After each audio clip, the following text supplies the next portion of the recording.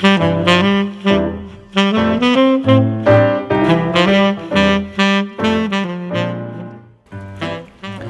to a new edition of the Neon Jazz interview series with veteran tenor saxophonist, composer, and educator Ray Blue. He has a new 2021 Christmas release with Nat Adderly Jr. and Lafayette Harris. And these days, he is a part of that New York scene and tours internationally. He has 7 releases on Jazzheads Records, and he's been busy. Originally from Portsmouth, Virginia, raised in Peekskill, New York, he was drawn to the music of Miles Davis. And in 2000, he would fulfill a childhood dream of moving to Europe, living in Germany until 2012. He's got a master's degree from the University of Iowa in clinical social work, and he has so many great stories to tell. Enjoy this interview. Hey, man, it's great to talk to you. Thanks for taking a minute out. Oh, sure, man. I'm happy to do this.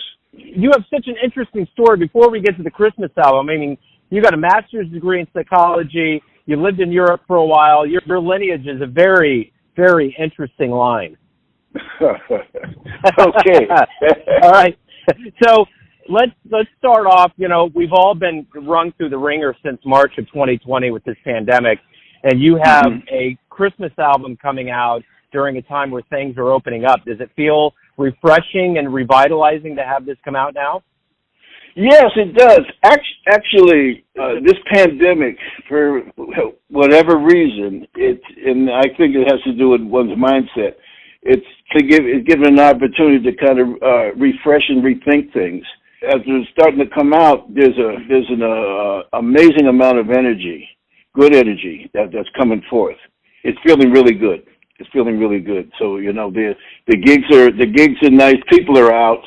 The responsiveness from the audiences are tremendous. We all needed spend a year and a half practicing, just chomping at the bit to come out and play, and the performances are at a really high level. So we're happy about that. Yeah, the woodshedding's been going crazy. During this lockdown time, we've all had self-reflective times, as you've mentioned. What did you learn about yourself that maybe you didn't realize before that's going to make you stronger now as we all reemerge? The focus, and feeling reassured within myself. What did I realize? I realized that I've been blessed with something special to offer. It feels good at it, and people respond to it. So that's what I felt coming out of it, and I've got more to give. More ideas have come to mind, and the energy to begin to work the process for those. So you have a album in the works with Kenny Barron, correct? Yeah, Kenny's on that record as well. I have Kenny, It on bass, Steve Johns on drums. That's one part of that's half of the recording. The other half, I have Sharp Radway on piano, Jeff Barron on guitar, Al Garnett on drums, and It on bass. I have Eddie Allen on playing trumpet with me, along with me on 2 or 3 of the tunes, and I'll be adding a couple percussion tracks. Yeah, so that'll be ready to fly by spring. Beautiful. So talk to me a little bit about your childhood. I know Miles Davis was a huge influence on you getting involved with jazz, but what was your childhood like? How did all this fit for you? I was always around music. It was always music in our home and in our family. I first started to study when I was 8. I started on clarinet. I played clarinet through elementary school and into middle school. Then I decided that I wanted to play in the jazz band, and the saxophone pulled me into its grasp, and I wanted to play tenor. So I added tenor when I was a freshman, and also bass clarinet, because I played bass clarinet in the orchestra and concert band and stage band, and then it went on from there. What was the first live jazz concert you saw that really blew you away? The one that really blew me away was a Jazzmobile show, Cedar Walton's band. It was amazing, man. It was a feeling that I'm still having some difficulty describing, but it was so uplifting. It was really special. Jazzmobile used to have, I don't know if you're familiar with Jazzmobile in KC. Yeah. But yeah.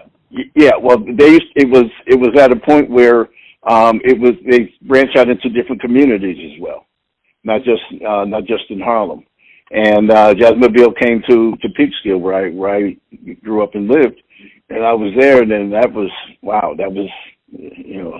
that caught me, man. That's that. Man, that whole movement, and I did interview someone years ago in regards to Jazzmobile. That thing birthed a million dreams, man. What a great idea. So many heavy cats were on that. What a beautiful thing. Yeah, and the inception of Jazzmobile came from Jimmy Heath and Dr. Billy Taylor.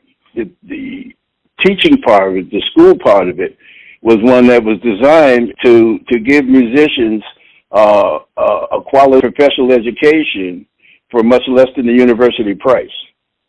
And how they did that, they used the cats that played the records, man. That made the records. Those were the guys, those were the men and women who did the teaching. And I also went through that program. Yeah, it was a 17-week program. Every Saturday, morning till supper time, man. And it was intensive and it was great. Yeah. Well, and speaking of education, that's one of the things that I mentioned up front. You went to the University of Iowa and got a master's in clinical social work and have a deep interest in social psychology. How did you develop that interest, and how does that blend with you being a professional jazz musician? I'll tell you, I wanted to learn more than music. In high school, coming out of high school, I was offered music scholarships, colleges, but I didn't take them because I wanted to learn something else as well. And the social psych was something that I had an interest in. I grew up, in the civil rights era. That whole social perspective was always important and large in my life. Being an African American, we lived through some things, some experiences that have been very, very trying and challenging. And the social climate of which I grew up in, right on up through the peaceful protests to the riots and moving forward. And civil rights has always been, important to me. People matter. And the rights of all people matter. And how people handle it, how we deal with the conditions, that's always been of interest. And I wanted to learn about the whys, and the causes, and et cetera. And so that's what I did. So I majored in social, minored in psych in undergrad, and then in grad school I studied clinical social work. Well, and you got that, there's a clinical side to all of this, but I mean, the world of jazz, you just think about the allure that Miles offered to you in the beginning and the allure that jazz offers anybody. Isn't that almost a clinical thing for the world to present this art form at the highest level and get people in and see Absolutely. The beauty of art? Yeah. Absolutely. Yeah. The jazz part of it, that's always been with me. That never left. I had the passion to drive to study that as well. When I got to grad school, I immersed myself in both, studying the music in my horn and the material for school. Actually, my thesis was on the conditions that are expressed through the music. The social conditions as they're expressed through the music. And that's what I wrote my thesis on. Yeah, that experience that, at hand, based on the social conditions and what people are expressing and talking about, what the behaviors are reflecting, et cetera. And the background was always music. The background was always, and that was part of the research. Yeah. Well, you've obviously gone on your career to perform and be around the best in the world of jazz, from Benny Golson to Barry Harris, Kenny Barron, we mentioned, so many others, and you're a teacher yourself. What have you learned from the masters of jazz that you in turn are teaching the younger students that you're around? Work hard. That's the first thing. Is that we have to put the work in, to be focused, to be committed, and be responsible for oneself to get this stuff and to move the gift forward. You know, that's what I've learned from them. Yeah, that's it. And you work hard at it. And, you know, people, I have no idea or concept of what the word retirement means. You know, retire to what? You know, Yeah. you know, you work all these years to learn how to play, learn how to write, and learn how to communicate through this medium, and then you stop. No, that doesn't make any sense. No, we just keep moving. I'm married to the best wife a person like me can have, and we're just moving through things together. I mean, but the interesting thing about when I really, really delve into your bio and what you've done and who you played with and the passion that you have for it, I mean, it's almost as though it's not that it's not work, but it's so enjoyable. It's just a part of you. Why would anybody quit doing that? No, I have no idea. I have no idea why they would stop. Like I said, I have no concept at all of what this term, this generic term of retirement means. It's just what I do. You know, Yeah. And that's what I will do, and that's it. So you moved to Europe for a while. You were over there for quite a while in Germany.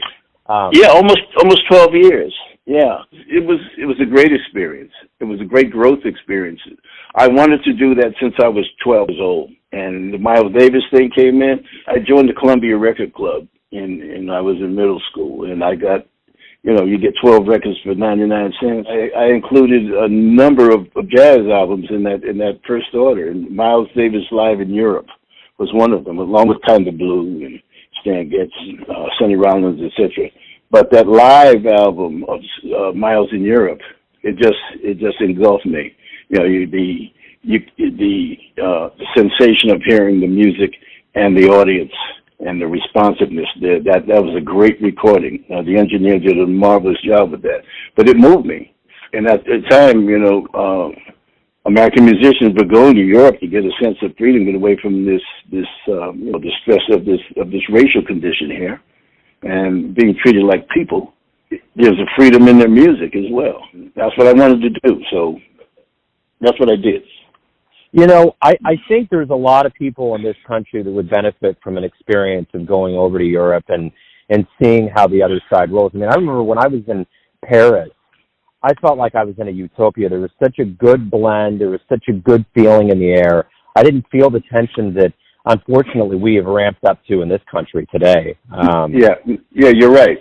You're right. Yeah, it's a different vibe, you know. Racism is everywhere. However, there's a breed of it, a brand of it here that doesn't exist in other places. People look at you as a person first, as opposed to a person of whatever color. Now, granted, over in Europe, that was the that was the testing ground for war for centuries. However, coming from where we do, the environment was much more amenable to being received as a person on equal ground, on equal footing, and so we didn't have to think about that. Didn't have to think about that in any large degree. And it's the kind of person you are. I have some of the dearest friends, and I felt a sense of genuine honesty from people that I connected with in these other countries. That saying that you can count all your friends on one hand and still have a couple fingers left. I used up my fingers over there. Because and I'm happy to be able to say that we're friends for life. There's an honesty and a pure sense of love for one another as persons. Yeah, that's it, man. It's a different orientation. We've got a lot of work to do, so we keep doing the work here. But it's surely great to get on the phone with folks over that live outside the country or to make these trips out of the country. It really is. Just being in an environment that's free of that kind of thing. Every day you wake up, you get to create music. You're a musician and an educator. Mm-hmm. What do you look forward to the most in this process? The joy of doing it. That's it. The joy of doing it. Practicing, writing, playing, thinking about the music, creating the music, learning new tunes. There's joy in all of that for me. The joy and the challenge, and the challenges that present themselves in the music, and the challenges that we create within the music, to come up with solutions and ways of moving through it. So the answer is there's a joy that I look forward to each day. Yeah. Well, and speaking of that joy, as the world wakes up and we all get back to it, we've been on hiatus for quite a while. What do you hope we all realize about the power of live music as both musician and the crowd returns? That we need each other and we're good together. We give life to one another and we sustain one another. But these settings are, it's, for lack of another word, it's so much fun. It's so much fun being in the venues and within that environment with the musicians. There's that camaraderie, and then with the audience, those who come out to share the experience. It's a communication between us, between those who are there to listen and those of us on stage. It's a wonderful feeling, and it's clear to me that we genuinely need one another, and it's a healthy thing. I think we're more inclined to be healthy emotionally, mentally, and with all that, we have a better chance of being healthier physically. Don't we eat the right food?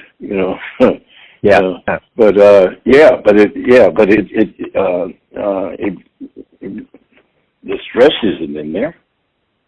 Right. Stress isn't in there. We don't have the stress factor. We don't have the stress factor. Yeah. So everyone has a perception of you, your family, your friends, your fans, your students. But ultimately, you live your life. You have a perception of yourself. Who do you think you are? The best person I can be. I believe in love. I believe in spirituality. My wife and I have an amazing relationship. We found each other. It's one of those meant to be. Our basic philosophy for our relationship is that we work hard at being good to each other. And that takes care of the respect, the genuine love we feel for each other, the compassion, the sharing, the willingness to just be supportive of one another. Yeah. I like it. Ray, thank you for taking a minute out to Neon Jazz, man. Good luck with everything. Joe, thank you so much, too. And I appreciate you doing this. Thanks for listening and tuning in to another Neon Jazz interview, where we give you a bit of insight into the finest cats in Europe, America, and spots all over the world, giving fans all that jazz. And thanks to Ray for his time, music, and cool. If you want to hear more interviews, go to Famous Interviews with Joe Domino on the iTunes Store. Visit Neon Jazz at youtube.com. And for everything Neon Jazz all the time, go to the neonjazz.blogspot.com. And until next time, enjoy the jazz, my friends.